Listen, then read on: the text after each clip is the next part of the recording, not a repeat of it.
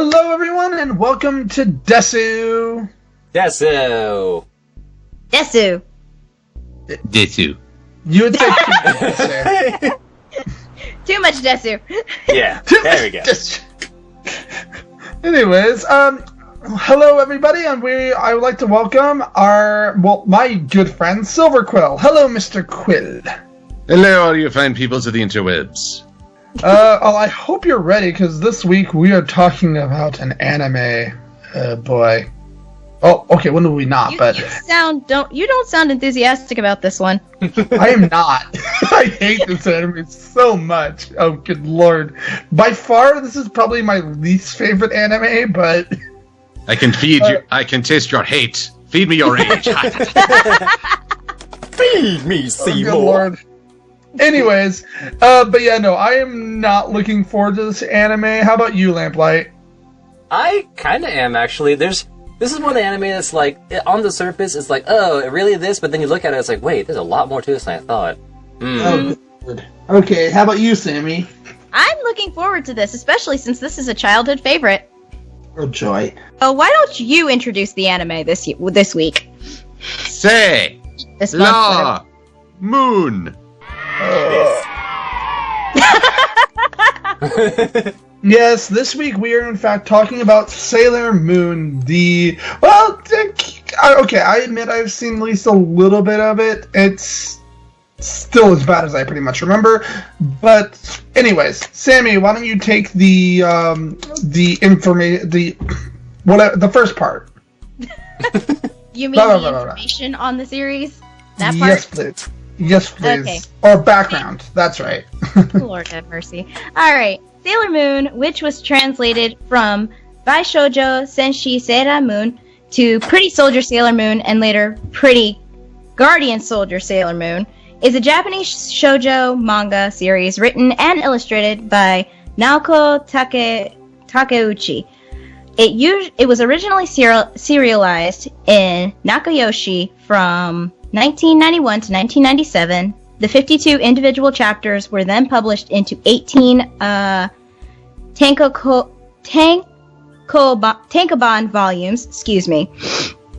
Several companies have developed merchandise based on the series, including light novels, collectible trading card games, action figures, which are still very popular, musical theater productions, several collections of soundtracks, and a large number of video games. The series was adapted into an anime of the same name and produced by Toei Animation. The original run of the anime was from 1992 to 1997 in Japan and spanned over 5 seasons, 3 films, a television special, and 3 short films. This thing got a lot. It was also a regular live-action series that was broadcast from 2003 to 2004, and the musicals... Shut up. And the musicals also happened to be very popular, one of the most popular being an all-women cast, meaning Tuxedo Mask was also female. No, that one was awesome. Anyway, in 2014, the anime gained a reboot with a simulcast in the form of Sailor Moon Crystal in celebration of the anime's 20th anniversary. The series is currently being dubbed by Viz Media, and the company also plans to release the original 200 episodes, including bringing Sailor Star Saga to the US for the first time. There is a reason Sailor Stars did not come to America. Censorship. Right. Anyways, I don't know. I will always say I'm not a big fan of this series. I saw like the first episode of the live action series. It was really fucking bad. It wasn't that bad. I just remembered. I have a Sailor Mars doll in my room. It was horrendous. What did you think of it, Silverquill? Well, I've not actually seen the live action version. That was during a time where anime and I were starting to part ways. I do know that guys were going gaga for Sailor Dark Mercury, because bad girls, smart and bad girl. Oh, hello, I remember nurse. That. Hello, nurse. Sorry. I remember that. that was strange. I will tell you that right now. It was weird. And then I saw the picture of Sailor Luna with the animated GIF of her transformation. It's like, yeah, I'm good. you nah, me nah. Maybe. and never the two shall meet. But I do remember the original anime, both in its English dub and its original Japanese fondly.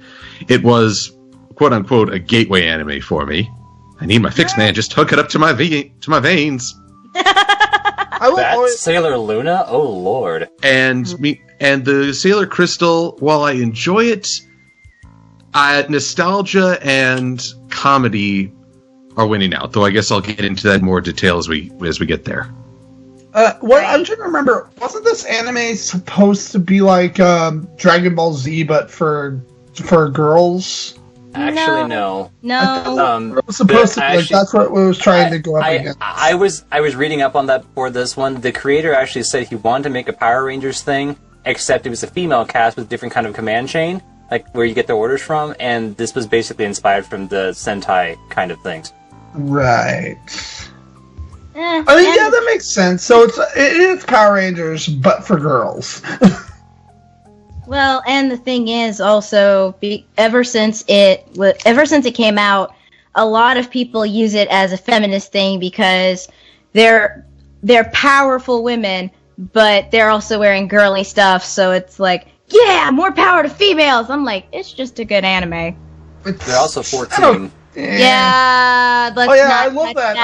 Okay, story time then. I had this friend. I had this friend when I was like, I was probably about 13 or 14, and he was obsessed with Sailor Luna, I think it was. If he's 13 or 14, that should have been well before Sailor Luna made an appearance. No, not Sailor Luna. Who was it? One of them. Oh! Sailor Mercury.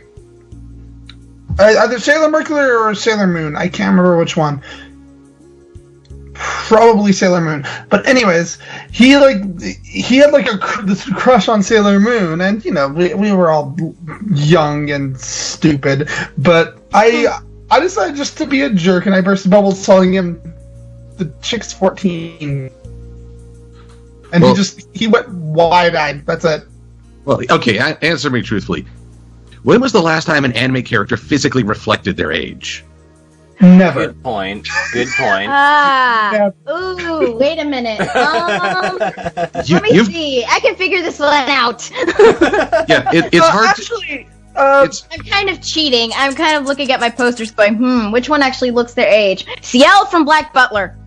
Yeah, you got a point there. As well, I think, most of the characters from Udon High School Host Club also kind of more look their age. Like, they look like they would be in high school.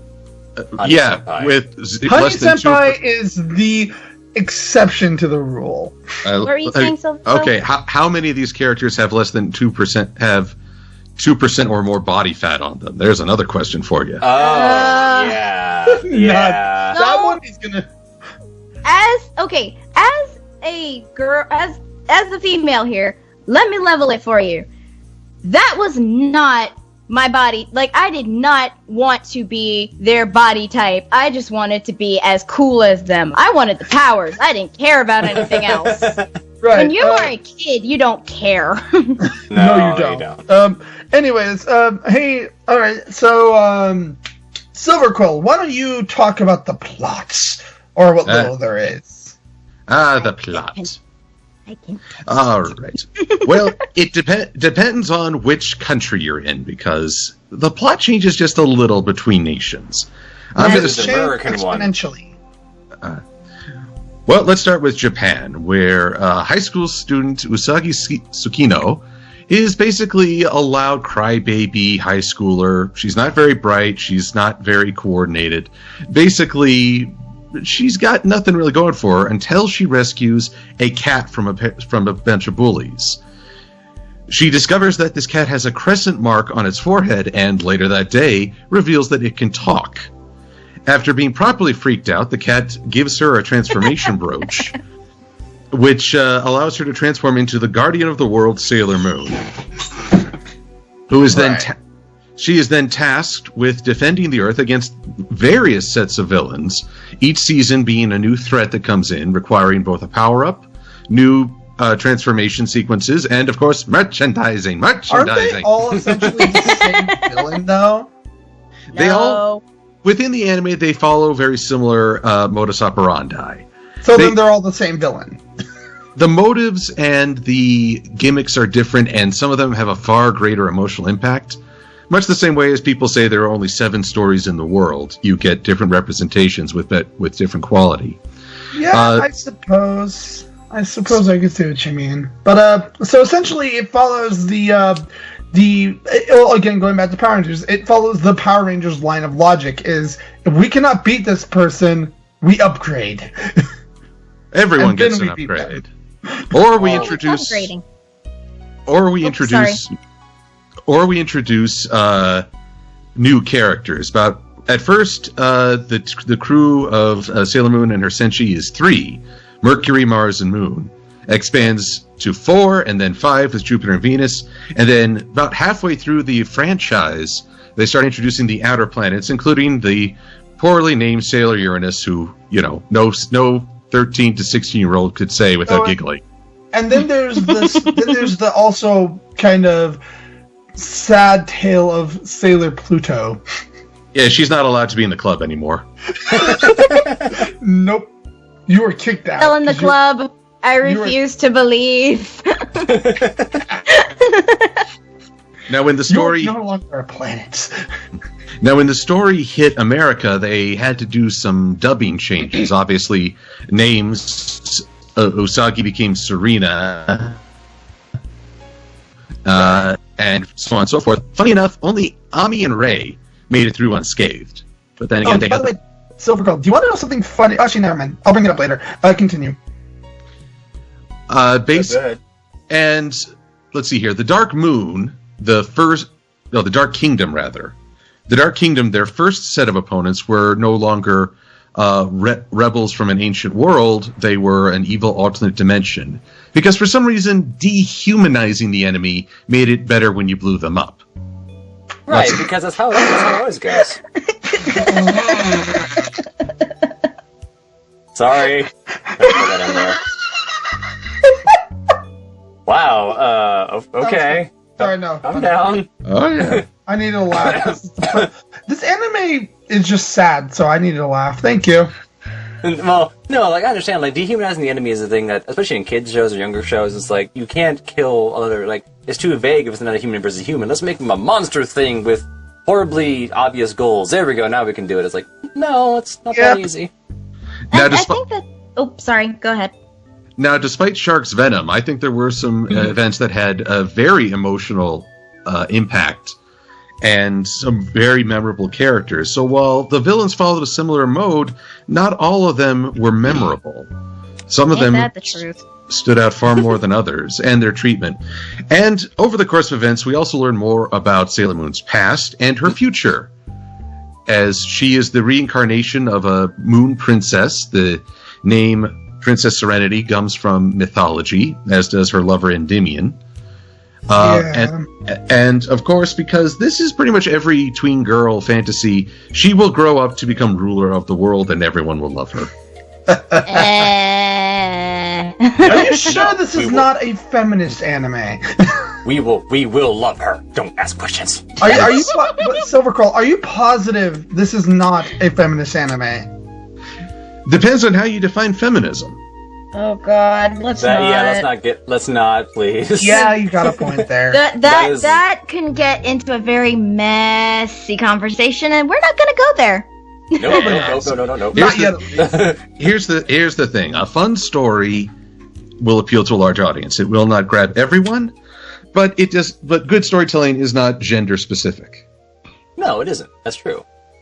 Says the fan of My Little Pony: Friendship is Magic. Well, I did it. Sorry. No.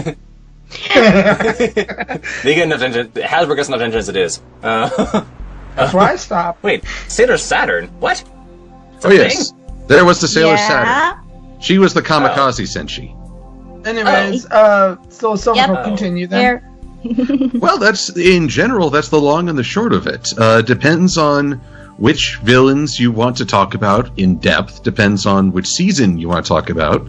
I did omit probably the most contested character in the whole show, Sailor Chibi Moon, Mini Moon, also known as Chibiusa Rini. She is Usagi's daughter from the future. And by far, she is the worst character, too. What? Many Her people voice. feel that way. I cannot stand her voice. And not only that, her character is just... pink-haired one. Okay, you know how Usagi is this really whiny character, right? Yeah. Chibi Moon is even more so. I hate her. Like, I do not like that character. I'll defend her later, but that's only because I like the character. Anyway. Anyways, tidbit of the world. Tidbit, go. Do your thing. Oh, right. Anyway. The world is set in Minato, Tokyo, normally focusing on the world around it and its surroundings. There's usually some kind of cafe and arcade that Usagi is, she's just there. Oh crap, we actually skipped a part. Whoopsie. Whoopsie doopsie. No, we'll get to it in a second. We'll get to it in a second. Yeah. Each villain also happens to have their own theme, like we said before. And then it's a unique cast of characters and themes that way. I think my favorite villain, is from what I remember, is the fitness one. That was kind of interesting. Fitness villain. Oh yes, I think I know which one. Lose the fat. It's like, yeah, it happened. It was a villain that it was a fitness craze. It's like work out, lose that weight. And then it was actually like them. It was a ruse to get them in like pods to suck away their energy or something. It's like what? Interesting. Anyways, yeah, no, continue. that was the Dark Kingdom, or the Negaverse, is heavily based on the Japanese and Buddhist mythologies, and the Dark Moon clan are also based on gemstones, and their names hint as like Prince Demand, which I'm guessing is Prince Diamond. Yes. The Deathbusters are all based on minerals. The Dark Circus is all animals and circus based, and the Shadow Galactica is based on constellations. And they all have some kind of word in front of the name that means dark. Yeah. Yeah. So well, except for Prince Demand. Put some I'm sorry. You know that if they'd continued, the ultimate villain would have been Charlie Murphy. You darkness. Alrighty, so anyways, like on to first impressions then, and I'm first in this one. I think it's plainly obvious what my first impression is. It sucked more than anything I've ever seen. I can't stand this anime at all. I think it's personally the worst thing I've seen at least a season of it, and I refuse to watch the rest. And that's rare, because even if I hate something, I'll continue watching it just to see if it gets better. I had no hope for this anime at all. Because you're not a teenage girl. Hey. Wait, so then you and Silverquill are? What? No, I'm an eyeball. And I'm eccentric. Sorry. Anyways, Silverquill, your first impression then, that's what I'm interested in. Well, first impression of it, very vague, as I was a high schooler, I was channel perusing. I remember thinking, what was it, back in the day, Ronin Warriors. I'd found that on UPN. Ronin Warriors, why does that sound familiar? Oh, that's an amazing show. Because there was a TV show called Ronin Warriors. There, mystery solved. I remember it sort of, but I don't remember seeing it. It was a much shorter-lived, but actually in a similar vein to Sailor Moon, but for a male audience. Okay. So it's essentially Power Rangers. Well, much darker. But with constellations instead of like direct Can powers. you send me a link to like the first episode later? If I can find it. It's been a while. But I just remember seeing commercials where basically they were throwing out names like Sailor Moon, Sailor Scouts, and I forgot to mention Tuxedo Mask, though his role in the show is rather limited. Nope. He's kind of... I think that's the best I can put it. But basically, I just remember watching it, I was like, what? And I didn't actively seek it out until it came to Cartoon Network on Toonami. which caught my eye no end, Toonami in general. So I watched it mostly because there was nothing else on. And at first it's bizarre, but you kind of get into the spirit. You start to just recognize it, and you just enjoy the quirks. And I'll say this, when I finally found fan subs of the as then untouched seasons, I fell in love with it even more because there was suddenly this greater energy to it, and the awful dub voices were gone. Yes, they were awful. Most fans I talk to of Sailor Moon will agree that no matter what they say, how good it is, that the voices are awful. And I honestly don't think Sailor Moon Crystal solves that at all in any possible way. I still think the dub sucks so much. But it's not being dubbed by the same people who did. I think Deke dubbed the first incarnation of the dub. Viz did, in my opinion, a lot better job. They may have done a lot better job. It doesn't mean that it's good. I still argue that it's bad. I became charmed with it. The fan subs helped it more, and I've watched it start to finish, except for the elusive, what was it? Sailor Moon R, episode 33, that which must not be named. Why? I don't remember this episode. What? Hang on. Yes. There is a episode so infamous that it has never made it across the seas. Why? Because it was a filler of such blindingly stupid fan service and, well, fillerness that even the show creators were ashamed it even exists. This is the Star Wars holiday special of Sailor Moon. Wait. So the creator of the anime of the Sailor Moon anime, if you ask him if it exists, he will flat out say no. He'll say it. He would say it exists, but I wish it didn't. Wow. It's on YouTube. Wow. I think. Of course it's on YouTube. What happens in life stays on YouTube. Like you cannot erase what happened in the past. You can only look towards the future. You can't. But you can block the DVD release. Yes. I was going to say, people seeing it as much as possible. People are still going to see it. Well, I was going to say, technically, that's what the filler at the end of the American episodes are for. That's that. I mean, you talk about filler. There's like educational segment at the end of the American dubs. Oh yeah, those were stupid. But anyway, Lamp, it is your turn now. Funny. Okay, the impressions that came before. I think mine was even more vague as far as I recall, because I think I was going to school. This is before I moved here, mind you. I used to live in Thailand for 9 years. During those, really? Yeah, I lived there for the first 9 years of my life. And it was an international school, and one day someone had this TV in the main hall, and it was Sailor Moon. And I walked by, I'm like, and at first it went, ooh, huh? Oh, in that order, and so it went, yeah, and then I was like, all right, you know what?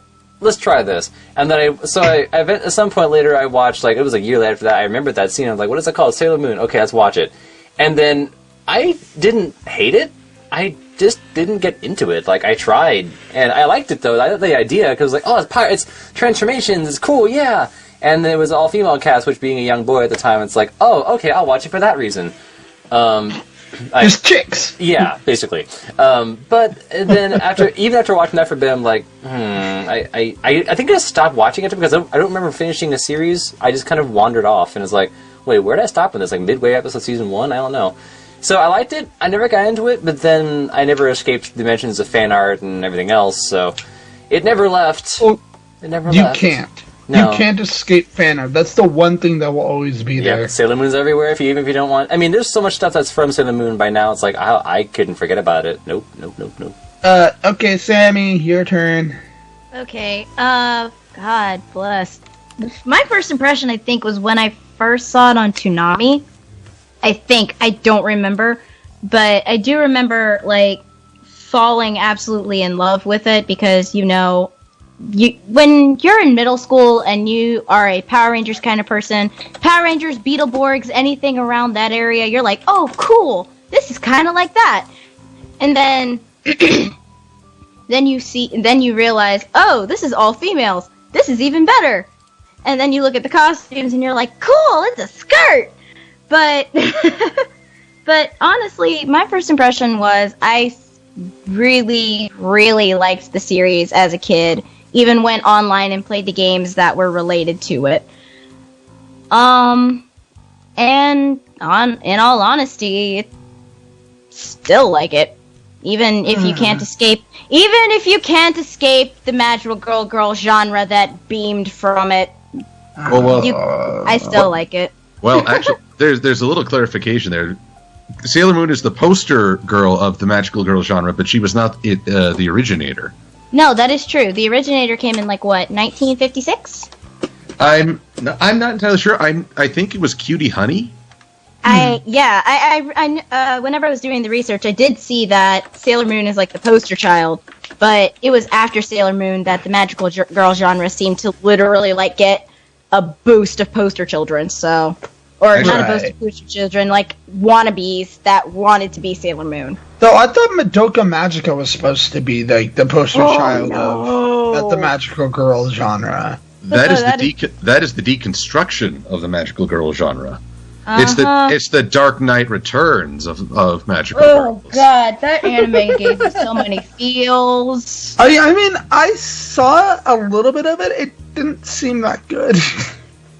Believe me, it's one of those things that for the first 3 episodes, it's like, oh, this is happy and beautiful. It's your standard magical girl genre. Oh, it's kind of fun. Oh my god! And then suddenly it goes south. Silver, I'm not even gonna lie. That was my exact reaction. So it was Silver. It was nice at first, and then it went south. It was nice at first, then it went dark.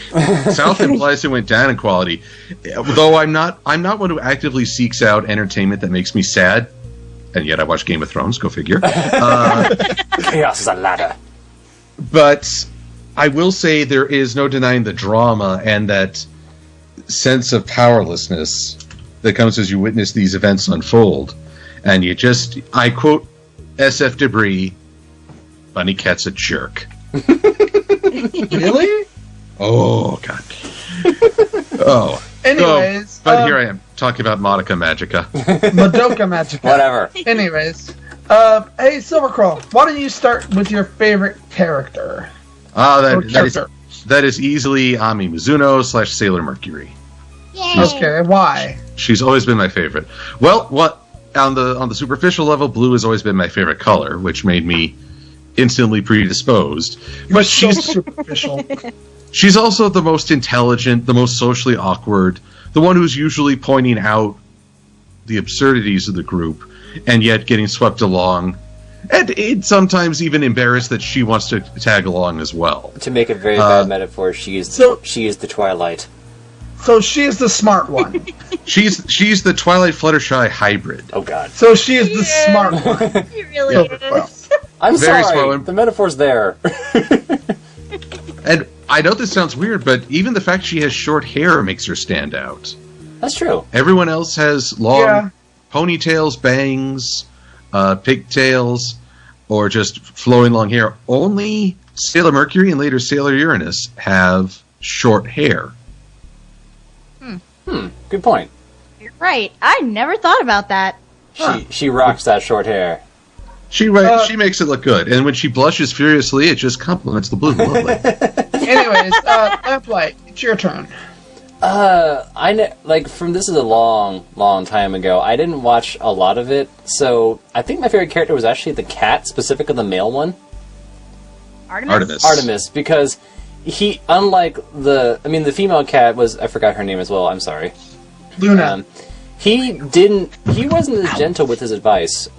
He was just like, all right, get up and do something. He didn't like wait for them. He wasn't gentle. It's like, no, do it. And it's like, okay, we'll do it. It's like, all right, the cat's got attitude. Don't kill me. The cat wasn't afraid to say it like it is. Like, all right, you're awesome. You're not even the main character, but you're a supporting character. But I like it. Right. Tammy. Let me see. Oh god, this is hard. I thought you were going to yell at me for dumping on Chibi-Run. I'm not dumping. I said I was going to defend her, but that doesn't mean she's my favorite character. I said I liked her character. I never said she was my favorite. My favorite characters happen to be in the 5th season, and they're the Sailor Stars characters. Right. Like, no, the specific... Blah. the specific 3. I cannot remember their names off the top of my head, and it kind of sucks because I liked those 3. And the main reason I liked it is they actually deviated from the usual Sailor Senshi attitude. Because they were there for a different reason. Plus, Why were they there? Because they were searching for their princess and something like that, and then there's this drama with one of the sailors who falls in love with Usagi, and etc., etc., etc. Right. But I like them because they all had more sass than the main characters. Plus, the main characters actually fall in love with these 3. It's hilarious. Although they never have an identity crisis when they realize the dudes become ladies. Yes, they do. That's another reason for the appeal, because it was just like, hey, are they dudes, all siblings? No, I don't think so. They all have Ko in their name. I don't think so. I think that was just to, like... Oh, okay. Right. Anyway, it's my turn then. And I actually do have favorite characters from this, but not for the character themselves. My favorite character were the lesbian duo of Rai Hino and I think it was Makoto. Was that Uranus and Jupiter? No! Yeah. Uranus and Neptune. Neptune, sorry. Uranus and Neptune. Thank you. Was it those two that were together? Well, no, they were cousins. They're still technically together. Hang on. They were cousins in the English dub. They were lovers in the original Japanese. That's the joke. Why I love these characters is the fact that even though they made them cousins in America, just to avoid like the whole lesbian thing, they didn't change any of their mannerisms. Nope. So they actually ended up doing something a whole lot worse because they didn't just keep them as lesbians. Yep. That, by far, is the best thing of this anime because it's just so funny that they just ended up creating like. I want to know what went through the head of the dubbers. They just thought, oh, well, these people are lesbians. They can't be lesbian, so let's make them cousins instead. And my Google result, when I type in Sailor Uranus and Neptune, there's a word that says kiss at the end of that. But no. I think that is why those two are my favorite characters. It's not even for the characters themselves. It's just for the awkwardness of the dubbing. I think the other line that I like about those two is when I think it was Neptune or the short haired one. I don't know, who was she again? Uranus. When Uranus was introduced to the group, they said, "Hey, my partner's going to be here," and then all 3 girls, they was Serena, Mars, and someone else was like, "Oh, where is he? Where is he?" And then look at this chick, and the chick's like, "Never said it was a guy."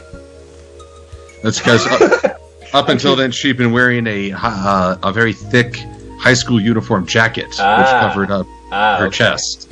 I said the line is like, wow, that actually is very true. So, anyways, on to discussion of the world. Wait. Yep. What? Silverquill was trying to say something. Yes. Oh. Just that scene always stood out in my memory for part of why I like the original, perhaps even over Crystal. The reaction they have to finding out it's a woman, the expressions, the voice, it makes you it's just hilarious. Anyways, on to discussion of the world. Sammy, you can just start this one.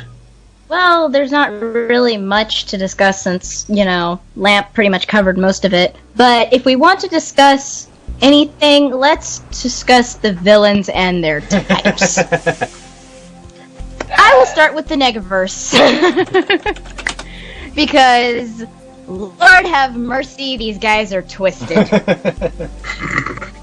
First off, Queen Beryl basically went crazy because she had an unrequited crush on Prince Endymion, and basically because her lady boner was not requited, she goes off, gets dark, and then corrupts his 4 best friends to go against him.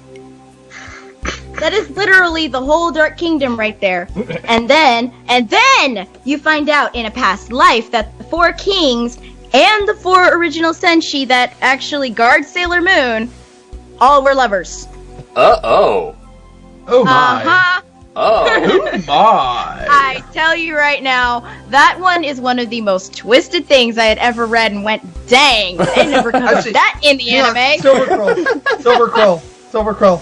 Yes. I want to hear you do the oh my.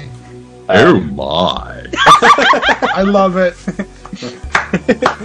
Record for I think posterity. we now have a soundbite. Yes, we we- have a soundbite now for just the oh my. Yes, we do. We can use that with your permission. Go right ahead. Oh my, Well, my. it's like how I use the Fluttershy yay for every time we cuss. Oh dear. Anyways, But yeah, no, that is the first section, I should say, of the villains of the first arc. And you also have the whole Queen it looked like materia when I first read it. I was like, that ain't right. But you played too much Final Fantasy. This is Queen Metalia. We all. Metalia, which makes her sound like a heavy rock band. Like I said, when I first read it, it looked like materia, and I'm like, no, that's not right. And I she say is again, you actually played based too much off of- Final Fantasy. And she's actually based off of Japanese mythology of a dead Japanese god, I believe, like a dark Japanese god. Right. What does it remind me of Hundun or something like that? No, it was a god that I referenced back when I talked about the true villain MLP, quote unquote. This sounds very familiar. I don't know, but I do know that there are always, overlapping things. But I'm just telling you, that first whole thing of the Dark Kingdom / Negaverse, yeesh! That is a twisted web that they weave. Right. Anyways, I have nothing to say about the world, so Silverquill, you can take my spot. All right. Well, in terms of setting and locations, there are a few that stand out. There is a command center, which is apparently located conveniently under the arcade where the girls like to hang out. Somewhat startling. Please tell me that they have their own Zordon. Oh, if only. No, they've got 2 cats. Oh, Yeah. boo. Better than Whenever Zordon. Diana comes in. So we give up Zordon for cats. You know, That is But these sad. are talking cats. but we also ditched Alpha 5. I Okay. liked Alpha. I Yeah. liked Alpha. Alpha had character. He was awesome. I think that the most important locations really are the ruins of the Silver Millennium Kingdom on the moon, which I guess Buzz Aldrin missed that one. It's a sad It's a sad statement that I can't name all the people who've been on the moon. There's like 6 in history. Okay, there's Wow. Buzz Aldrin. There's who's the most famous? Neil Yeah, Armstrong. Neil Aldrin. Armstrong. Neil Armstrong. Louis Armstrong. Whoops. Louis Armstrong, Oh, dear. yes. Yeah, no. So what was it? What was his famous thing One small step for man, one giant leap for for mankind. mankind? Oh, there's a crystal thing. Somebody's already been here. Never mind.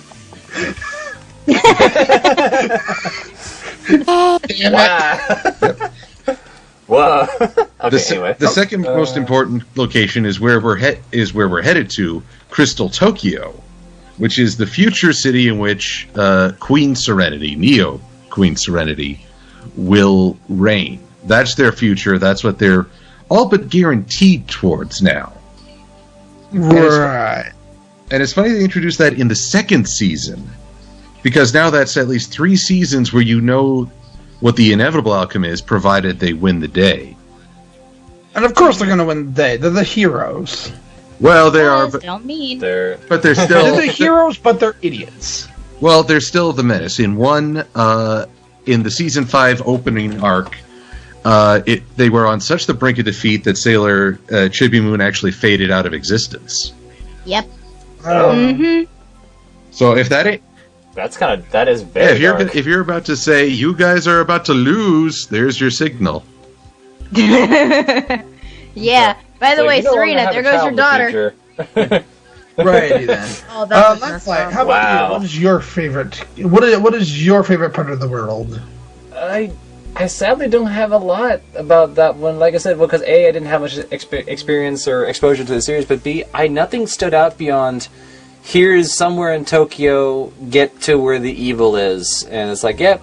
Okay, actually, That's right. Actually, I do have something to at least say about the normal human world.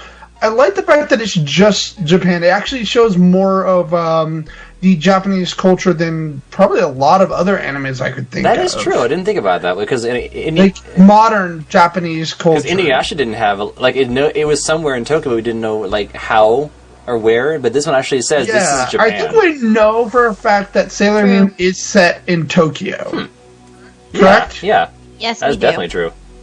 So this is actually the first time we've covered where we know exactly where they are actually located. Huh. Not to mention that Sailor Moon and Tuxedo Mask are a way better couple than Kagome and Inuyasha. Yes. I'm not touching that. I'm not touching that. I will talk about Tuxedo Mask in a little bit. I will, but not right. I would respectfully say no to that statement, just because I think I will agree with that. No. Silverquill, you are now in the doghouse. He's so a griffin. no, he's stop. a griffin. You're the fox. You're the doghouse. I would eat the fox, but I will not eat the dogs because Do not eat me. How dare you? I like puppies, but instead you shall be neutered. Now. Anyway, I hate myself. I swear. Okay, hang on. Anyways. Shark, let me add something really fast. One of the things I also liked about the world was that Luna, Artemis, and Diana, whenever she pops up, they are all references to the moon goddess. Mm-hmm. Okay. And I actually liked that because it was consistent with all three of the cats. There was some, at least, reference to the moon in all three of them. It made me happy. Artemis is more known as the goddess of the hunt rather than the moon, but you have a point. She is goddess of the moon.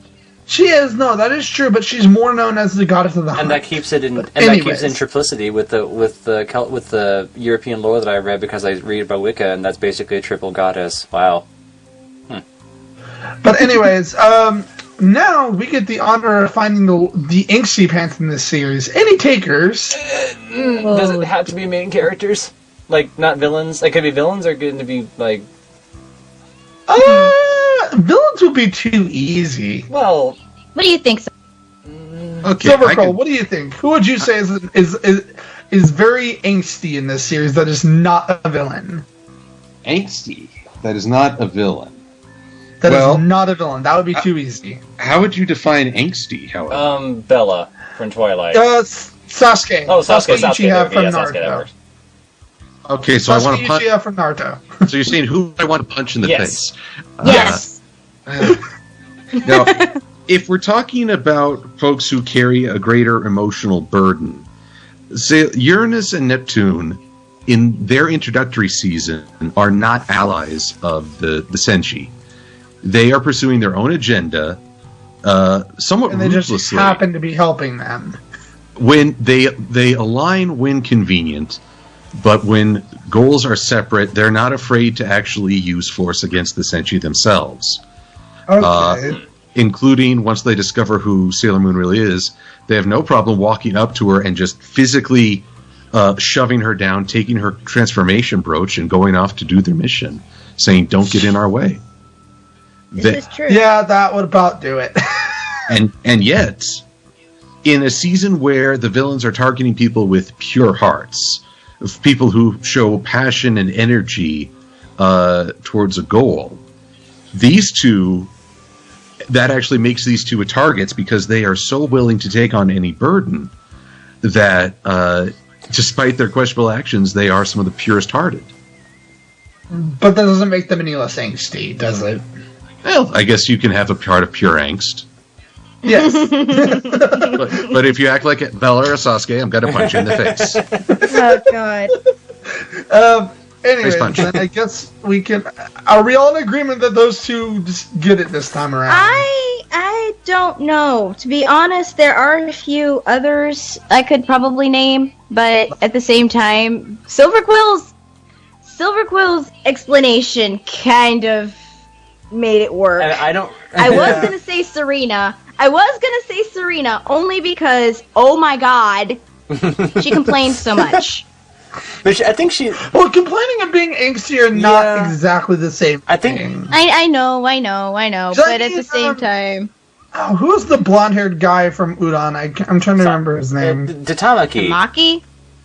Tamaki, yeah. Tamaki whined a lot, but we didn't end up making him angsty at all, because there's just a better character. So whine does not necessarily equal angst. I think in this case I would probably... I don't think any of the ones stood out as just, like, pure angst, because I don't think any of them had that much, I guess, like, more than substance beyond that. But I think in that sense, yeah, I'd go with Uranus and Neptune, just because, as action-wise, yeah, it would make sense. Right. Anyways, how about we move on to themes? Silverquill, you get to start this one. Well, let's see here. Obviously, Guardian of Love and Beauty. That is always... Love is constantly a theme. Actually, this is something I enjoyed with the filler arcs. Many times, Sailor Moon helps out couples that are going through a hard time, and by the end, they might even say, "Oh, they got married." That was the thing in the first season.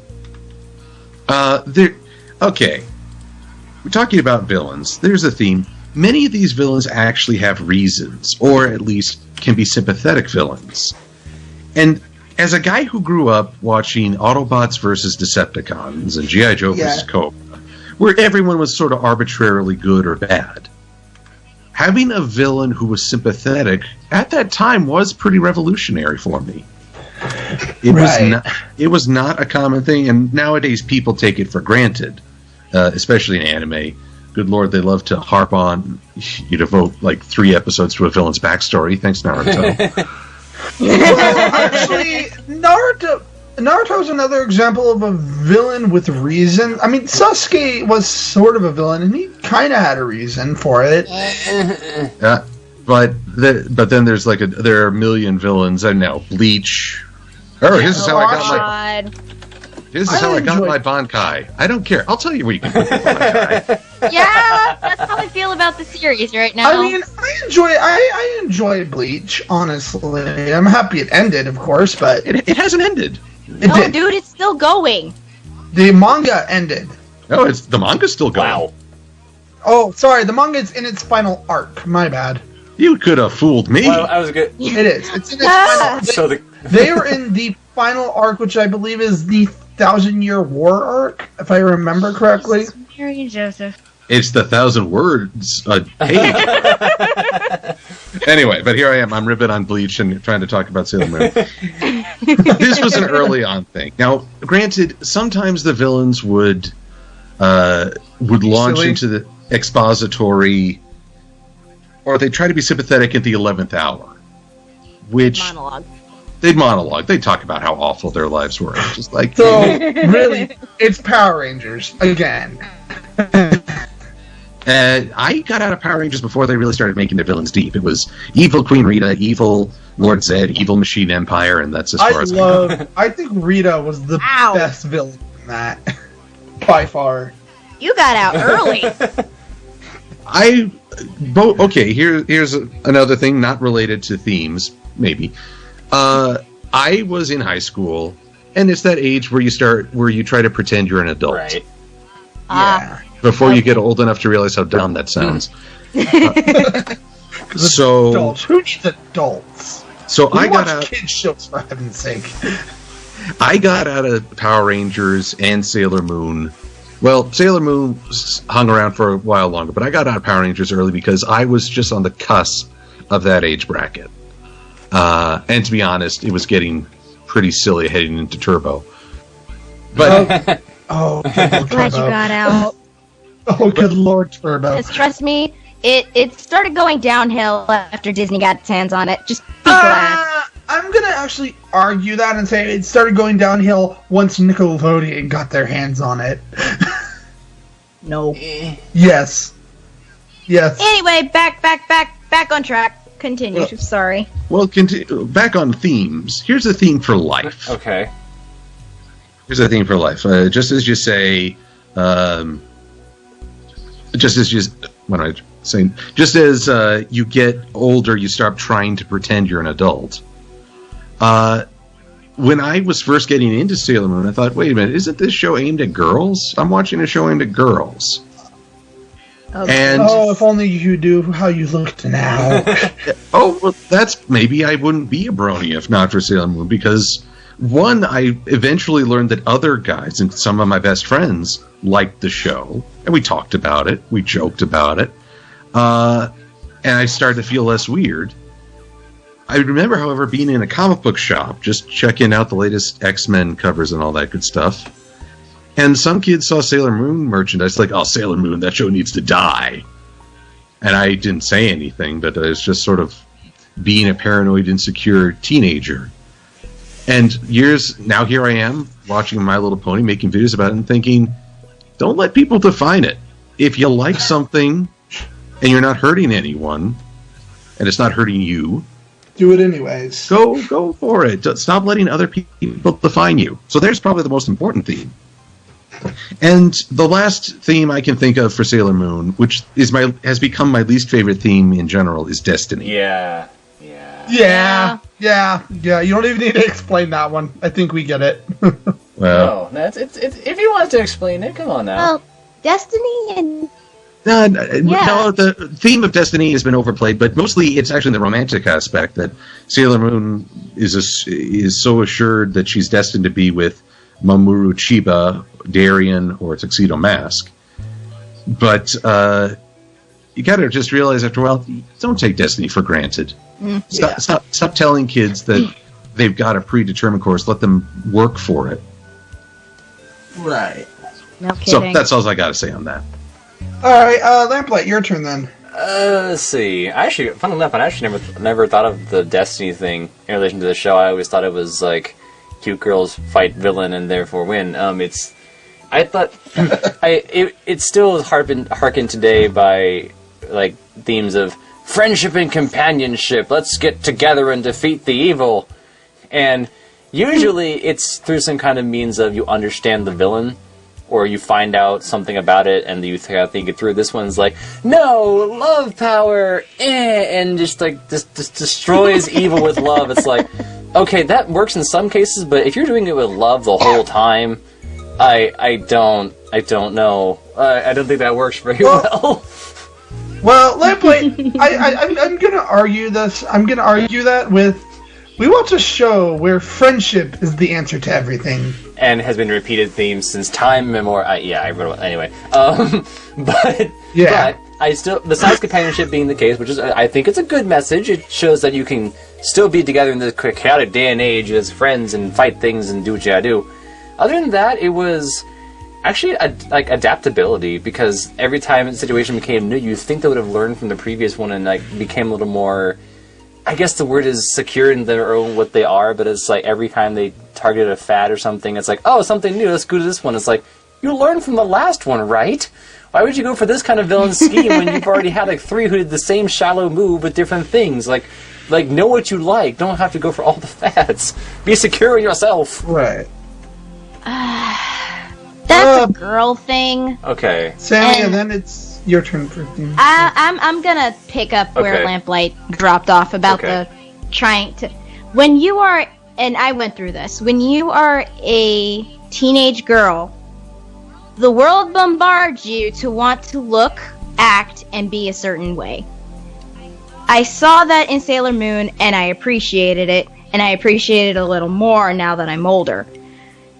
Basically, what you said about wanting to be yourself, yeah, that's true. But there are times where you will relapse. It happens. That's true. Heck, sometimes I question why the heck I'm watching anime and I'm in college and I can't really say anything. My walls are plastered with pictures Because of we're games, nerds, anime. and we must stand together as nerds. But the point is, there are people out there, my parents included, who do not understand that comfort you get whenever you are actually in a fandom or you're into a hobby or something like that. As a cosplayer, cosplaying is my hobby. I make costumes. Princess Serenity is a freaking goal of mine. I will make that thing. And I'm not even kidding. I promise you it will be done. Aerith comes first. But the point is, you get comfort, and you also see friendship as well, because you actually see them argue, but you see them talk about it.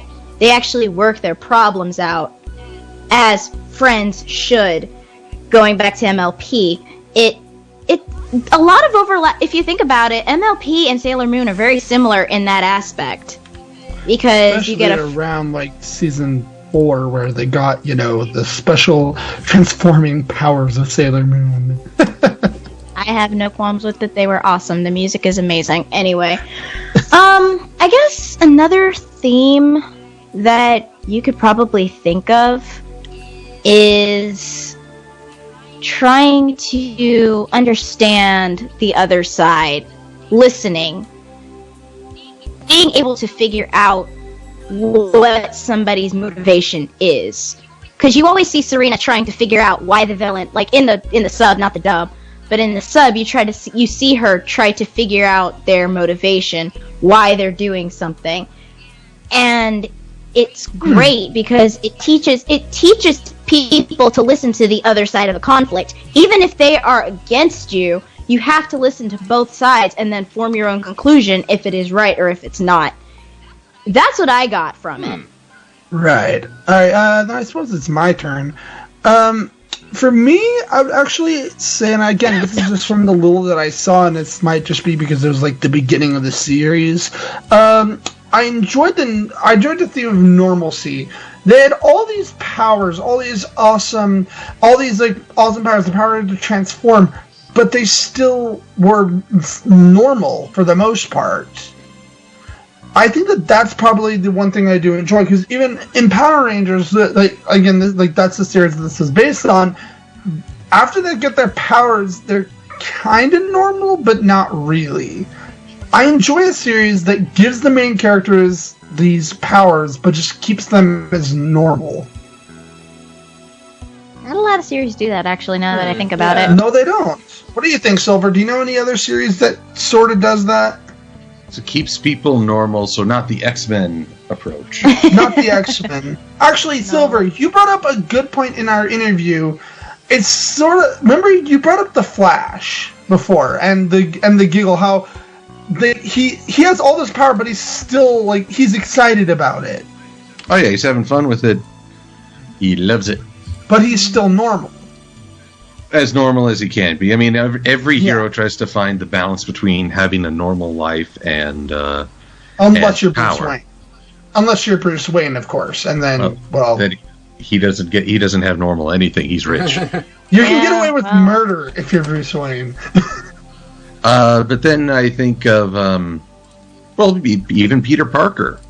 He tried so hard to have a life outside of Spider-Man.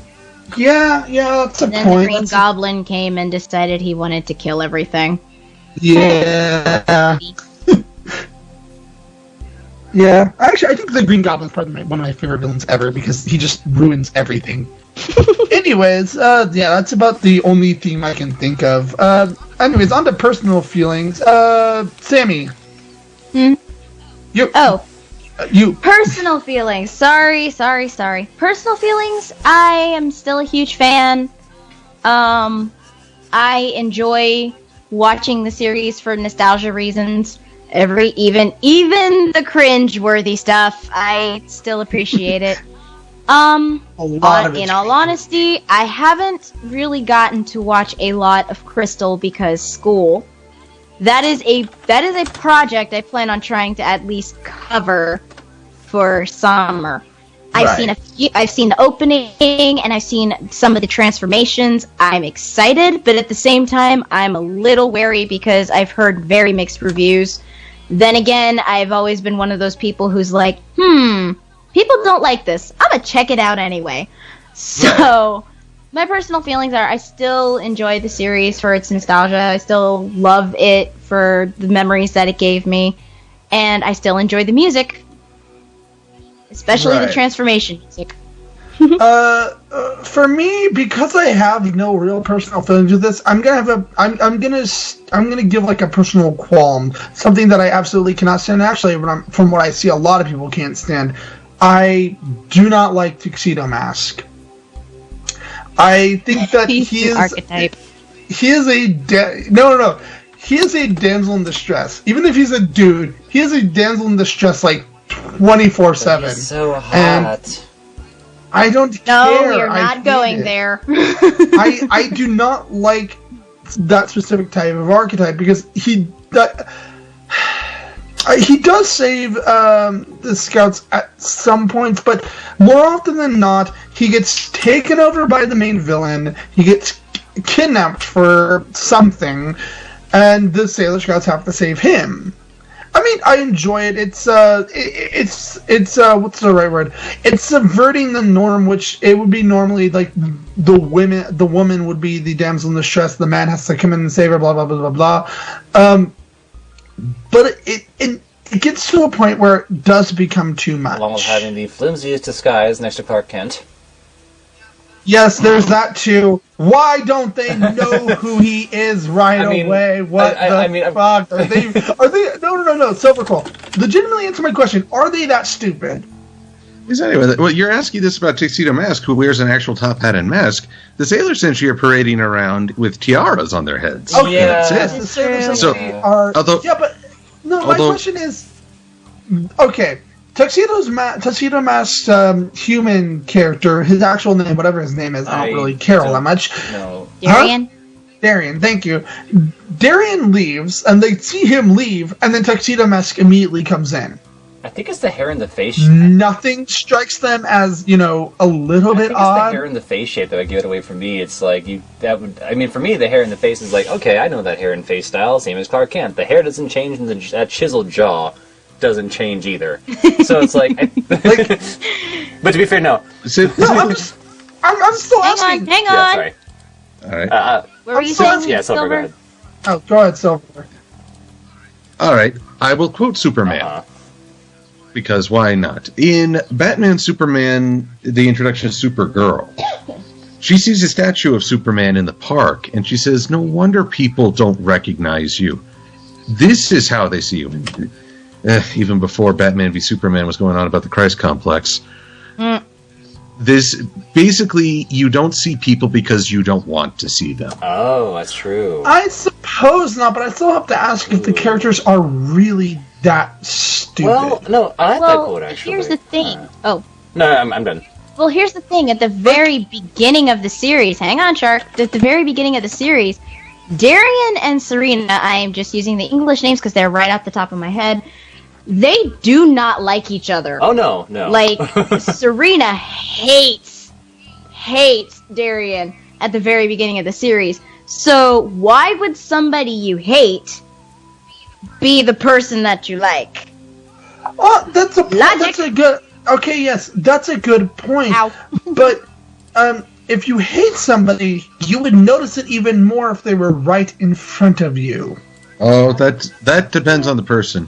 Also, Yeah. I do want to stress the reason that Usagi, Mamoru, Serena, Darian, what have you, the reason they're better than Kagome and Inuyasha in my eyes is because they kept that I hate you to one season. Oh. And that's it. Okay. Meanwhile, Inuyasha and Kagome are on romantic reconciliation number 647, and they'll be back to quarreling the next day. Anyways, Lap, True. it's your turn. Okay. Personal feelings.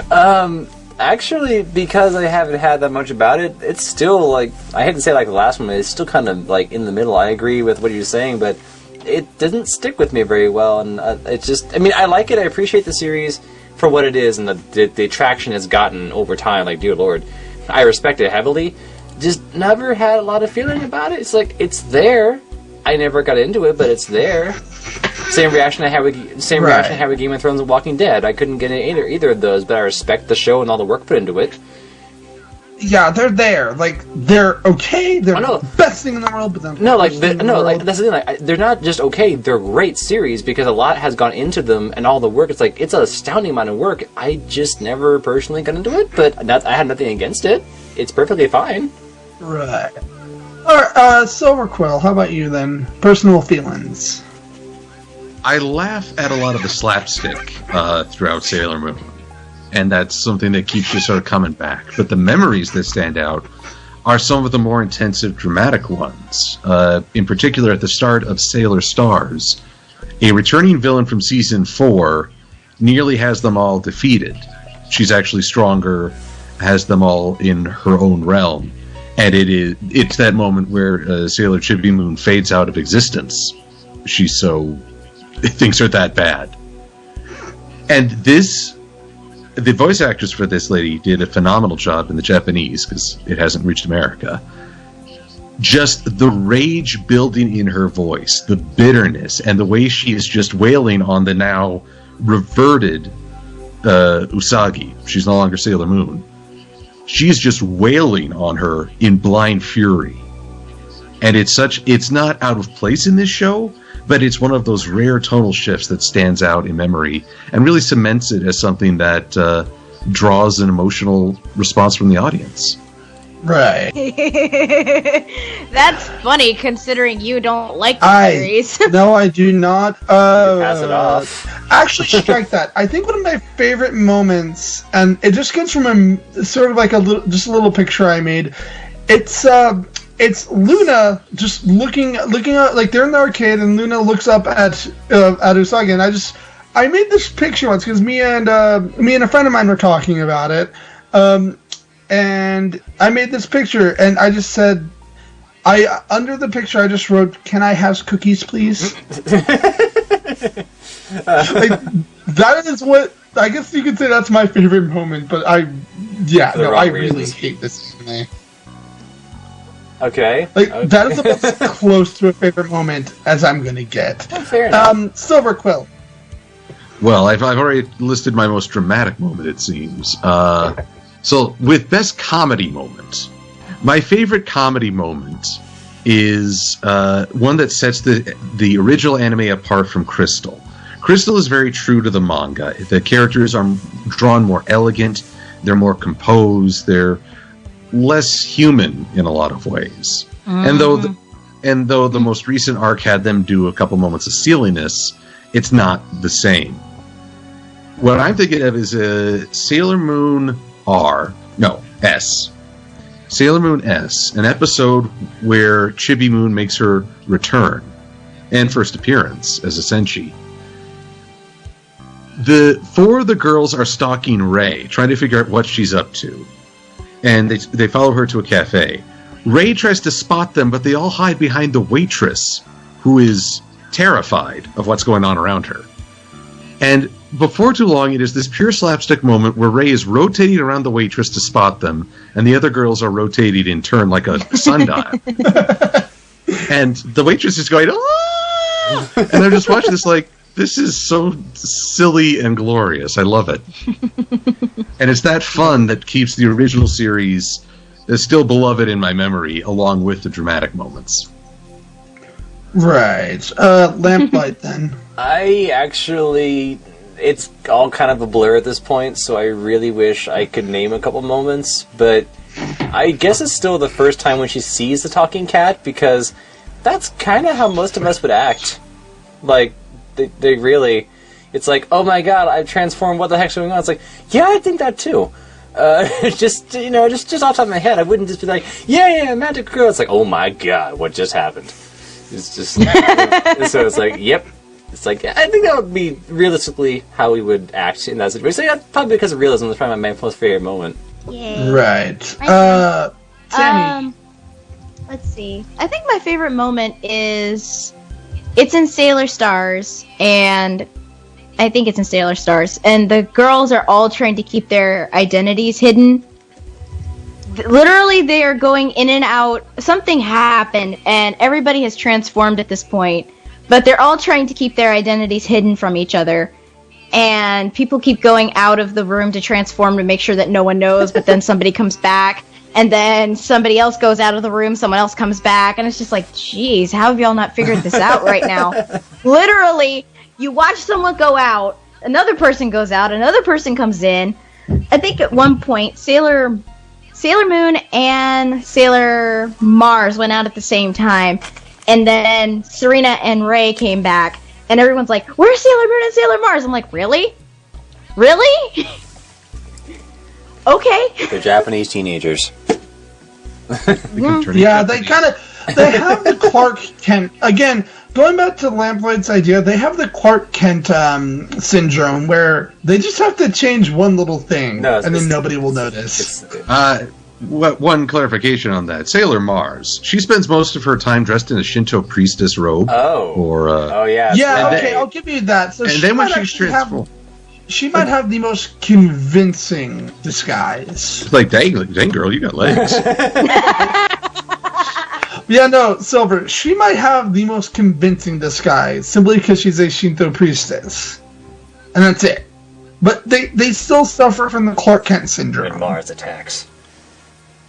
No. With her long legs. But that appears to be everything, so I guess on to final thoughts. I still hate the anime. Of course. And I will always hate this anime because it's a bad anime. Don't hold back now. Should I go? Yeah, go ahead. Yeah, final thoughts. It remains one of my favorite animes of all time, with fond memories, and I do enjoy Crystal's new look, if not necessarily the energy of the characters. However, one thing that I've learned or started to recognize more in later years are some themes going through that seem more selfish. Sailor Moon is going to be the queen of the world with a husband and daughter, and her best friends will be there to serve her. Eat your heart out, Celestia. Well, in certain ways, forgive me, but I see this a lot in fiction aimed at young women. Hunger Games, Divergent. I love Hunger Games. All that stuff. It's always, we want to know they always want to tell us how the main heroine's life is resolved, but the other people don't matter. That is true. They don't factor. And I find that horribly selfish. Yeah. I can agree with that, and at least in Power Rangers, yes, the main characters probably mattered more, but they didn't just set off their side characters to nothing. They gave them something to do. They even gave characters that weren't side characters, they were just like one-time things. They still gave them something to do. So I can agree with that. That is something that is kind of selfish, yeah. I can see that too, especially as a female who is predominantly in most sometimes female genres. I do notice that it is a trend, but mainly because half of the time that's normally all we get.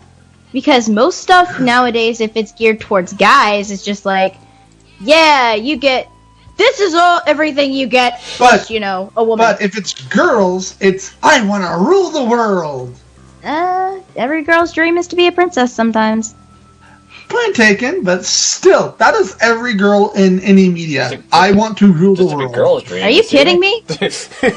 Most. Every girl's dream? There's got some guys' dreams too. I don't know. I speak for myself here. No, well, no comment. Yeah.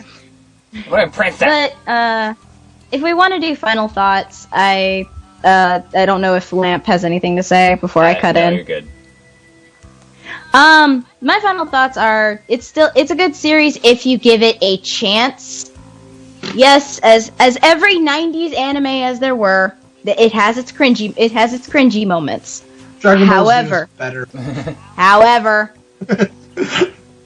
However, if you give it a chance and sit through it, you will see, as Silver said, that there are moments in there where it will literally have you at the edge of your seat. I remember crying at the very first part of Stars because I saw Sailor Mini Moon disappearing. I was like, no!